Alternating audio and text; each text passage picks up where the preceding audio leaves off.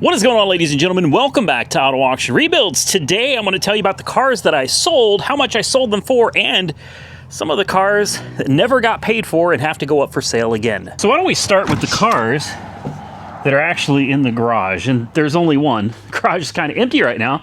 This is my 1997 Ford Mustang SVT Cobra, all original, super low miles. The odometer is at 11,000 miles. Unfortunately, this was under salt water, about 60% of the way under the water. So it had some problems, one of them being the clutch was frozen. It was always engaged, and I tried everything and I couldn't get it disengaged. So transmission's out. We got some ARP studs. We got a new clutch and pressure plate. I've got a new flywheel and a new fork and stud. This fork was a little rusty. The stud, I don't know. It's probably fine, but I went ahead and just bought everything. So we replace it all with new throwout bearing, new pilot bearing, and hopefully here really soon, my super low mile Cobra will be back on the road again, and we'll be out enjoying it. Next, we have my wrecked Blazer. This one I haven't actually put up for sale yet, and I really don't know what to do with it because, if I list this thing for sale at Copart, it's going to cost probably just as much to sell it in fees as the auction is actually going to bring in. So let's say it brings $400. It's going to cost me probably $300 to sell it, which means I walk away with maybe on a good day $100 in my pocket.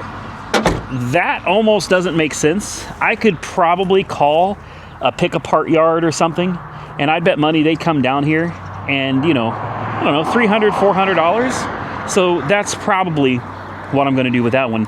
Next, my 2015 Ford Mustang EcoBoost. This one actually sold. Buy it now. Someone sent me an offer through Copart for $8,500. And I thought about it and I said, you know what? That's a good deal. I let it go. Then you know what happened? Well, it's still sitting here. Now, here's the thing about Copart, okay? If you don't pay for a car, you get in a lot of trouble. All right, you have to put a deposit down with Copart to even bid on cars.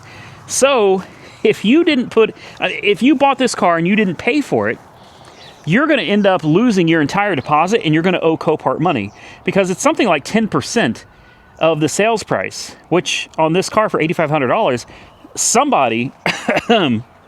somebody would end up owing like $850 in fees for canceling the bid. Now, the buyer still has 2 days to pay for it before their time is up and it gets relisted, and they are SOL. And any deposit they put down is automatically forfeited, and they're not going to let them bid again. So bidding on cars or buying cars and not paying for them, you're only going to do it once with Copart, and then you're done. This one, of course, the 06 Saab 9.3 Aero belongs to my son. We need to get it up to the house. Then we have this one. This one, the views have been really good, and this one I'm actually actively considering cleaning it up, putting a few more pieces together because I've already bought the parts for it, and maybe possibly relisting it for sale and seeing what it goes for at auction. I haven't made up my mind on it yet because the way I'm going, it looks like we're going to need $4,000 in engine work. The engine is too high compression to be used as a daily driver, okay? This engine would never be a good daily driver, so I either need to reach out to Smithing Performance and get another 383 stroker that'd be a little more mild, a little more tame for streets, and sell the 427, or I need to send the 427 in, have it torn down, and get that compression ratio dropped so it can actually run on pump gas, just have the engine rebuilt again, probably going to cost around $4,000. Either way I go with it. And then there's so much more. I need wheels and tires. I wanted to change the paint, but that's not a necessity. There's a lot more that needs to go into this car. The rear end is geared crazy, like 60 miles an hour, and the engine's wound up. So we'll have to get into the rear end and change that to make it more streetable as well. There's a lot that needs to go into this car to make it something that's tame enough to drive on the street. And because of that, it's got me thinking, now that it runs and drives, I could probably sell it and make some money on it because when I bought it, it did not run at all or drive, and it hasn't really run or driven in over 20 years. So the fact that it actually does now, I don't know, I think I could easily get more than my $12,000 out of this car. Next to it is my 347 Stroker 1994. This is the first year of the new body style SN95 Mustang, and this is a Mustang GT with a 347 Stroker with a supercharger by Powerdyne, and this is a hot little car. You know what I like about this one is that it is absolutely streetable, unlike the Impala.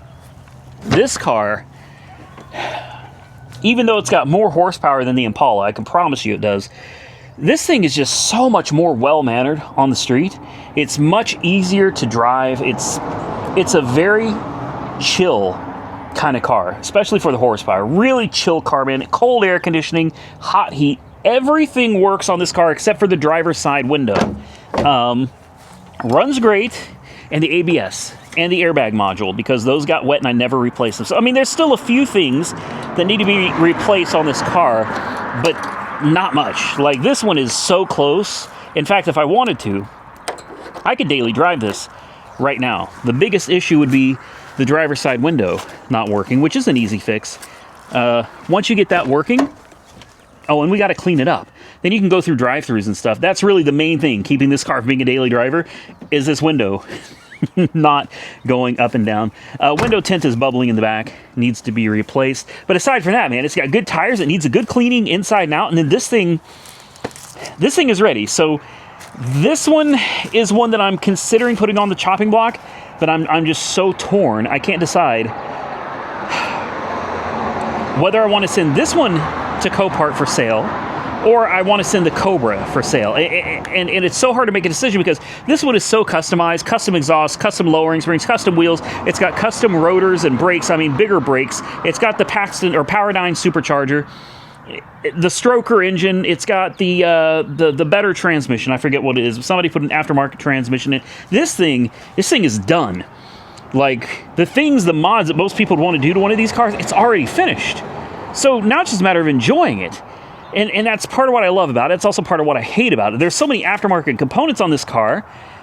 When things break, it can be kind of a pain to find the right parts and get it fixed. Because I just had to do front brakes and rotors, and I found out the factory rotors did not fit on this car. So for that reason, I love it, and I also hate it, because with the Cobra, everything is factory. With that Cobra, it's low miles, everything is original. Even the clutch and everything was still original to that car. And I love it for that, because you can just go out and buy parts. You know exactly what you need for that car. With that said, you know, the Cobra is not going to be anywhere near as fun to drive as this. So I don't know. I'm torn which one to sell. Maybe I'll sell both of them. This one is going to be coming up soon. This is my 86 Nissan 300ZX. This is not a 2+2. This is a T-top car, and it is not a 2+2. So there are no rear seats in it. This was another saltwater flood car that is now fixed. It runs and drives. It does have one issue. All my cars have like something that's not right on it. With this car, runs and drives great, clutch is great, air conditioning, heat works, 2 issues. The air conditioning and heat only blows out of the defroster. That's going to be a vacuum problem. Like, one of the vacuum lines that runs from this control unit in here to the engine somewhere is leaking vacuum. The next problem that I found is we have bad, what are they? Rear subframe bushings. They're deteriorated at the top. So when you hit the throttle, the rear subframe rocks like this, creates a clunking noise. It sounds horrible, but you know, it needs rear subframe bushings. And for that job, looks like you have to remove the rear differential, the axles, the shocks, the springs, and then drop the rear subframe. So it should be a fun job. This one, though, honestly, I'm probably just going to send this to auction exactly the way it is now that it runs and drives. The 57 is not going anywhere. This is my Power Tour 2024 car. Monkey Wrench Mike and I are going to take this on Power Tour this year in June. And I was hoping the Impala might make it to 2026. I don't know. Maybe it'll be the Bel Air again in 2026. I need to get a repaint on this car before it goes to Power Tour. The paint is cracking in several places, and it's not doing the look of the car any favors. Of course, the Ram Rebel, the 2025, it's still here. I'm still driving it. And aside from some recent issues, the truck has been doing...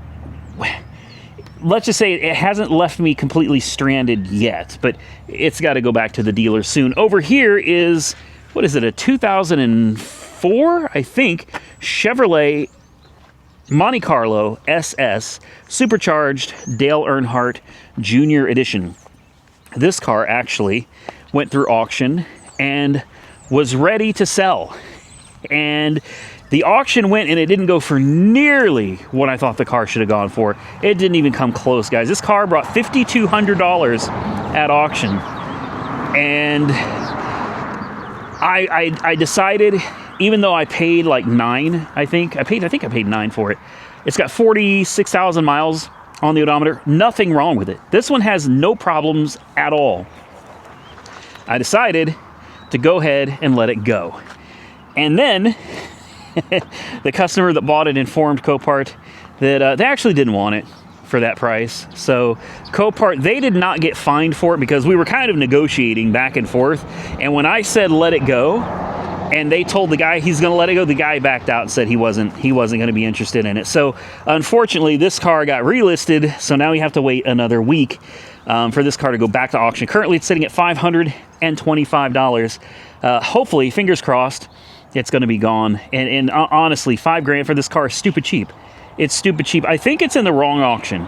This is a limited production, limited edition Dale Earnhardt Jr. car. This is not just a regular. I mean, it is just a regular Monte Carlo SS, but because of the Earnhardt insignia all over it, it is a more limited production car. It's just not bringing the money, and I think it's because Copart is the wrong auction for this car. This should be at some kind of a more specialty car auction. It's just not going to get the right eyes on it where we're trying to sell it. But with that said, I'm probably going to let it go when it goes back up for auction next week. I can't have it sitting here. These cars need to go. I've got more cars to buy, and I got to move these off the property. Next, this is an interesting one. So this car runs and drives great. 92 Aero Ford Crown Vic. Shipping company finally showed up. This car is supposed to be going to Australia, and it's been sitting here for a month, probably more than a month. The shipping company everybody kept calling, but nobody ever showed up to get the damn car. Well, finally, they called me 2 days ago, and they say they're coming to get it. So I sit around and I wait for them. I was out here all night long. They never showed up. Typical shipping company stuff. They never showed up. So, whatever. I walked away. Then I get a phone call, and they're like, hey, we're coming right now. And I'm like, well, I'm not there. But I said, here's what you got to do to get the car off the property. They said, great. Then they called me back. They said, well, we're here. And I said, okay. I said, well, go ahead and take the car. They said the car doesn't start. And I told them, I said, well, the battery may be dead because, she's been parked and sitting for quite a while. So you probably going to have to throw a jump start on it. And they said, no, we jump start car. It no run. And I'm like, no, man. I said, that car runs. Come on now. This car runs. Don't play with me. And I heard him in the video just cranking and cranking and cranking and cranking. Nope. Seems like it doesn't run now. So my question is, did these people come out here that tried to jump start it? Any possibility maybe they hooked the jump start up backwards? I mean, they shouldn't. It says plus, there's red wires, right? Shouldn't be that difficult to get it right. But it's very concerning because I think we all know from the videos this car has run and driven just fine. So I find it very hard to believe that suddenly now the car doesn't run. Oh, you can tell, yeah, people's been under here because look, all the dust and stuff has been displaced. So someone's been under here. I love it. So I had to email the gentleman and tell him, I don't really know what to say or do on this. This car runs and drives. That's all I know. The car runs and drives, and if it doesn't anymore, it sure wasn't me. This car was fine, and I'm really concerned that the shipping company came out here and something had to have happened because this damn thing runs and drives. This car right here, little Infiniti, what is it? Infiniti G35. This one didn't do too bad. It sold. And this one went for, I think, $950. I'm happy with that. That's fine. Let it go down the road. We didn't do anything to this car. Nothing at all. It still runs. It will still go up and down the street. Has a busted coolant hose. And that's it. I was going to fix it. I got too busy with the other projects, and I put it off to the side. But here's the thing. They won the car, fair and square. I released the car, and then can you guess what happened? You're right. They didn't pay for it. Yet again, someone else didn't pay. This seems to be becoming like a theme with me at Copart lately. People are buying cars, and then they're just not paying for them. Which, like I said, everybody that has a Copart account has to have a deposit on file. You have to. You don't get to bid on cars without a deposit. So these people are just throwing their money away. I mean, they're bidding on a car, and then they lose their deposit, and then they're not able to bid again. That makes absolutely no sense to me at all. And Copart's minimum for bidding on a car and not paying for it is $600 or 10%. That's the rule. $600 is the minimum, or 10%, whichever is greater. So on an $8,500 car, obviously it's going to be $850. So you may notice there's a couple cars that are not here. Number one, the 1998 Mitsubishi Eclipse Spider. That car has been sitting over here where I now have the old Blazer. That car sold. And there's another one that sold. Did you notice the Chevy Cavalier is missing? My 1995 Cavalier. Now, I'm gonna ask a question. You guys answer in the comment section. All right, which one do you think sold for more? Do you think the 98 Mitsubishi Eclipse Spider sold for more? Or do you think the 1995 Chevrolet Cavalier sold for more? Both had about the same mileage. The Eclipse, being a convertible and red, right color, had like 98,000 miles. The Cavalier was the turquoise green, two-door, which is the way you want it. Sunroof on top of that. Both of them running and driving cars. The Cavalier had a clean title. The Mitsubishi had a rebuilt salvage title. Cavalier had 114,000 miles on it. Now, you guys guess. You put your guesses in. You ready for me to spill the beans? All right, here it is. I was shocked to see. I watched the auction. The Cavalier sold for more money than the Eclipse. I couldn't believe it. I couldn't believe a Chevy Cavalier would sell for more than an Eclipse convertible, but it did. The Cavalier sold for $1,700, and I was perfectly happy with that, and I let it go right on down the road. The Mitsubishi Eclipse Spider brought $1,400. $1,400 is all that car brought. Running and driving, working convertible top, cold air, hot heat, everything worked, and the only warning light was the airbag light. That's it. That's it. I don't get it, guys. I don't get it. But yeah, a Chevy Cavalier brought in more money than a convertible red Mitsubishi Eclipse. So there's the update on all the cars. Expect, I don't know what to do about that white car. I really don't. I have so much more money into that car than I let it go for. All right. I let it go to Australia for a hell of a deal. So there's really, and I'm losing a ton of money. So I don't really have money to come out here and start playing around with this car and try to figure out what happened to it. Because it was running, it was driving absolutely fine. Not even a check engine light on the dash. Now suddenly they claim it doesn't do anything. I haven't even looked at it yet, other than on video with you guys. I'm so frustrated that car has been sitting here for so long, and now apparently it's broken. It pisses me off. It really pisses me off. We do have a new car coming to the channel here really soon. BMW i3 with the range extender that I got for stupid cheap. In fact, I got it so cheap that I could make $2,500 on it right now selling it to Carvana. No joke. Carvana already made me an offer on the car for $2,500 more than I paid for it. We just have to make sure that we can get it running and driving properly if we can. That could be an interesting series with a little electric gas type of BEV with a range extender. It's a cool car. I had one on the channel before, so stay tuned for that. That one should be coming hopefully in another week or so. It's going to get here from wherever it's coming from. Stay tuned for videos on some of these cars coming up for sale. Like I said, I know for a fact I'm going to send this one. And there's a possibility I'm going to list the Impala just to see, just to test the waters, put it up for sale, and see what happens. If we can get anywhere between $13,000 or more for the Impala, I will probably go ahead and just let it go and save myself the headache. And then I've got to make some decisions on the blue one or the white one, or sell both of them, or keep both of them. I don't know. But stay tuned, because as cars do come up for sale, guys, I will have more videos for you. There's a lot going on, a lot of headaches as of late. Copart and I have not been getting along very well lately. So we'll see if I end up doing a video about that kind of drama. But we've had so many problems. Like, they're supposed to come pick up some of my cars. They charged me $200 a car to come pick them up. And then they send me an email 3 days later telling me they're not coming and getting the cars, even though I've already paid for the shipping.